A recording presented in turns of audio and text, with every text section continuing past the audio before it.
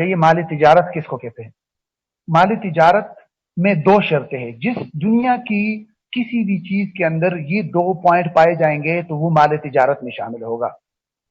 دنیا کی کوئی بھی چیز ہو، اگر اس چیز کے اندر میں ابھی بتا رہا ہوں وہ دو پوائنٹ جو ابھی میں بتانے والا ہوں، اگر وہ دو پوائنٹ پائے گئے دنیا کی کسی بھی چیز میں تو وہ مال تجارت ہے.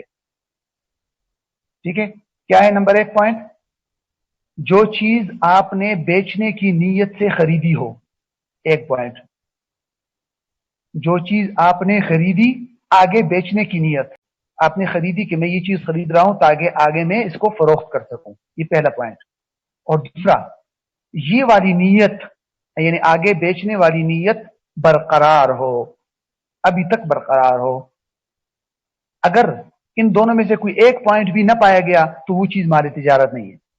کیا مطلب؟ آپ نے ایک چیز خریدی لیکن آگے بیچنے کی نیت سے نہیں خریدی، آپ نے کہا بس میں اپنے استعمال کے لیتا ہوں، یا میں لیتا ہوں اگر اچھی قیمت مل گئی تو بیچ دوں گا، نہیں ملی تو اپنے استعمال میں لے آؤں گا، یہ بھی مال تجارت میں نہیں آئے گا. یہ کنفرم نیت نہیں ہے. کنفرم نیت ہو کہ میں خرید رہا ہوں اس نیت سے کہ آگے بیچوں گا، ایک پوائنٹ.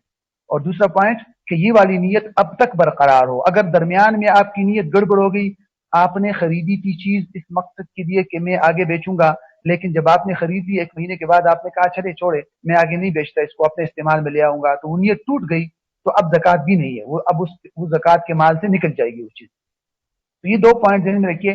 دنیا کی کسی بھی چیز میں جب یہ دو پوائنٹ پائے جائیں گے کہ ایک تو یہ کہ آپ نے چیز خریدی آگے بیچنے کی نیت سے، اور یہ آگے بیچنے والی نیت ابھی تک برقرار ہو، تو وہ مال زکوٰۃ ہے. جیسے کہ ان میں کیا کیا چیزیں آئیں گی؟ دکان کا مال ہو گیا، گودام میں سٹاک ہو گیا، خام مال ہو گیا، پیکنگ مٹیریل ہو گیا، دکانوں میں ہوتا ہے نا شو روم کی گاڑیاں ہو گئی، جو بھی چیز آگے لوگ خریدتے ہیں آگے بیچنے کی نیت سے تو وہ. لیکن اگر وہ استعمال میں ہے تو وہ نہیں. مثلا دکان کی عمارت، دکان کا فرنیچر، دکان کے جو فریج وغیرہ رکھا ہوا ہو، یا جو دکان کی استعمال کی چیزیں ہیں وہ اس میں نہیں ہے، کیونکہ اس کو تو آپ نے اس نیت سے نہیں خریدا کہ میں ان کو آگے بیچوں گا، وہ تو آپ نے استعمال کے لے لیا نا، تو وہ اس میں نہیں آئے گا.